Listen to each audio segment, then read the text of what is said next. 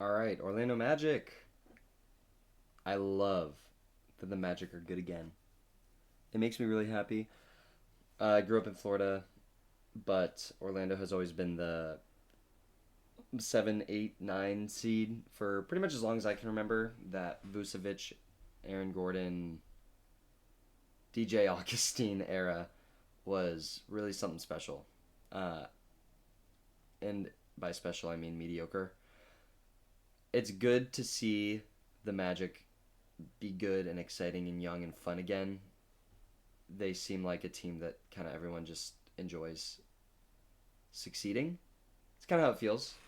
I don't know any Magic haters, and if you do hate the Magic, what the heck? Anyway, I'm just glad they're good again. Paolo Banchero is an all-star. I think he will make a lot of all-star games. I think this is a season where he could, I don't know if he'll make it. He could push for all NBA consideration, especially positionless. I think that's not out of the realm of possibility if he continues in kind of the trajectory that he's had over his 2 years so far. He's going into year three. I don't think he'll make it. I wouldn't be surprised if he did, though. That's what I'll say. I think he's incredible. I think he has every tool that he needs to be a superstar offensive player and a very good defensive player. He can guard in the perimeter. He can hold his own down low. Uh, he has just a lot of tools. He's got a lot of potential to be really, really great in this league on both ends. And that's super exciting because he has a lot of great complementary pieces around him. The newest of which is Kentavious Caldwell Pope. I loved this contract. I think it's a 2+1, maybe, or a 3+1 team option, maybe player option. I don't know. There's an option. And I really like this deal because, yes, he might be making a little bit more money than you want to give a guy like Kentavious Caldwell Pope. He's very good, but it's a lot of money. He's going to provide a ton of value in this season on the court. He's going to provide a ton of value. But I think he's going to provide more value later down the line in a trade. But we'll talk about that in a bit. He's going to open this offense up a lot because now instead of Gary Harris or Markelle Fultz being off the ball when Jalen Suggs has the ball, it's going to be him. And no disrespect to those guys, but they're not known for their three-point shooting. KCP is 3-and-D man. He is Danny Green 2. He's awesome. And he completely changed Denver's starting lineup, and I think he has the opportunity to do that in Orlando here, where you don't need him to have the ball to be great. In fact, he's better when he doesn't have the ball unless he's shooting it. It doesn't take very long there, and it allows you to give Paolo the ball. It allows you to give Franz the ball.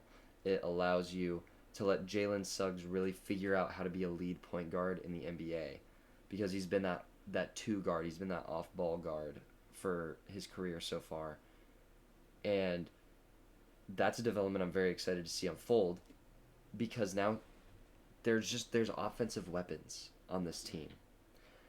Not to say that KCP is going to give you 20, 25 a night. I would be shocked if he had more than 15 a night. But he's going to knock down shots. Because that's what he does. That's what he's known for. He's known for knocking down shots and playing tough, good defense. Which is perfect. That fits exactly what Orlando needed. Because as young as they are, they've got this defensive identity where they might not score a lot of points, but it doesn't really matter because you're also not going to score a lot of points. So it's great. That being said, I do expect a jump in the offense this year. I expect it to be significantly better than it has been over the past few years. Again, Kentavious Caldwell Pope really opens up the floor. It allows Paolo to work on the ball a little bit more, but also have options to dish it out, to kick it out if he drives and the defense collapses. He has reliable shooting options on the outside now with Jalen Suggs, with Kentavious Caldwell-Pope. And what we really need is for Franz Wagner to find that three-point shot again. Because if he can bump it up 5 or 6%, just get it to league average, maybe, this team goes from a team that had no spacing last year to a ton of spacing this year. Even Wendell Carter is capable of knocking down threes. So if you can let Paolo just attack the rim, put pressure on the basket with 4 out on the perimeter waiting for the dish, someone's going to be open. It's going to be great. It's just going to be beautiful basketball. And I'm really excited to see the way that plays out. I love Kentavious Caldwell-Pope here. But what I really, really love about the Kentavious Caldwell-Pope signing is every team thinks he's valuable, and he's on a pricey but not extensive contract, which means he's perfect for the trade market. He's a perfect trade asset. And when I look at this roster, they brought in Kentavious Caldwell-Pope, but other than that, they re-signed their guys to a little bit of money, quite a bit of money. Gave guys like Mo Wagner and Goga Batadze and John Isaac, I think, earned it, but they're giving these guys a decent amount of money. They haven't extended Jalen Suggs. They haven't extended Wendell Carter yet.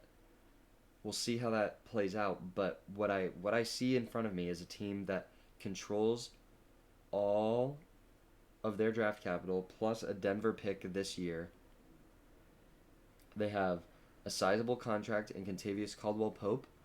They have Anthony Black. They have Jet Howard. They have these 3 centers who are all decent, and they're all on decent contracts. When I look at that, I see a pretty good package. Young guys, draft capital, and salary to match. And the salary to match is actually a good player. It's not like a Ben Simmons $40 million to match James Harden. It's a good player.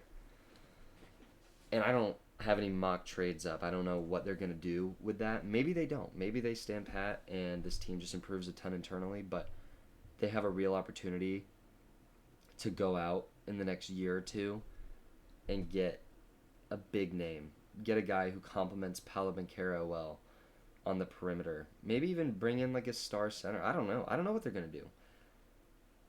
Karl Anthony Towns would have been interesting. I will say that. He might have been making a little too much money.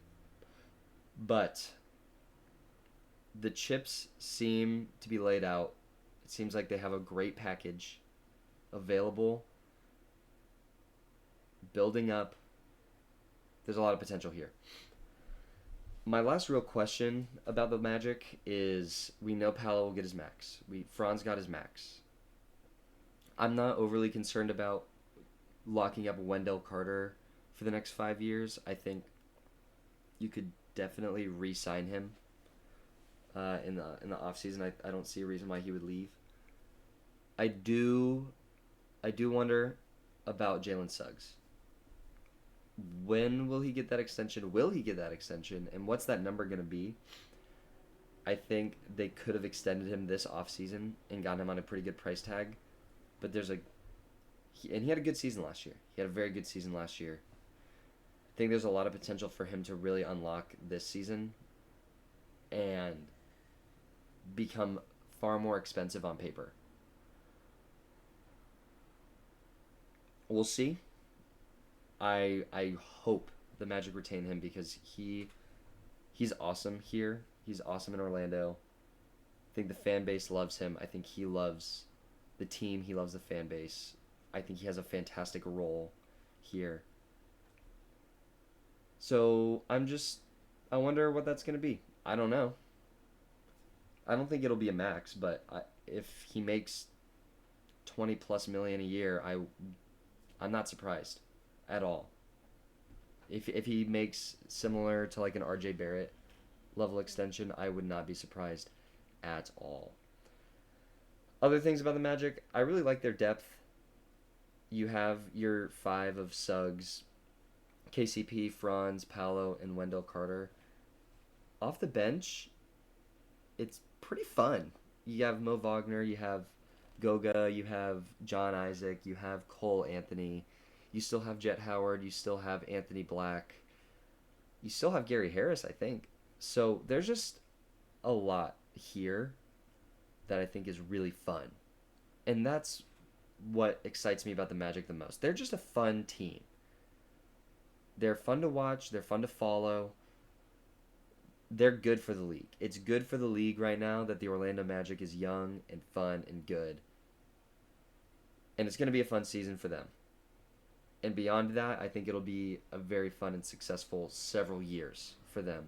However long they have Paolo Banchero, it's going to be a good time over there in Orlando.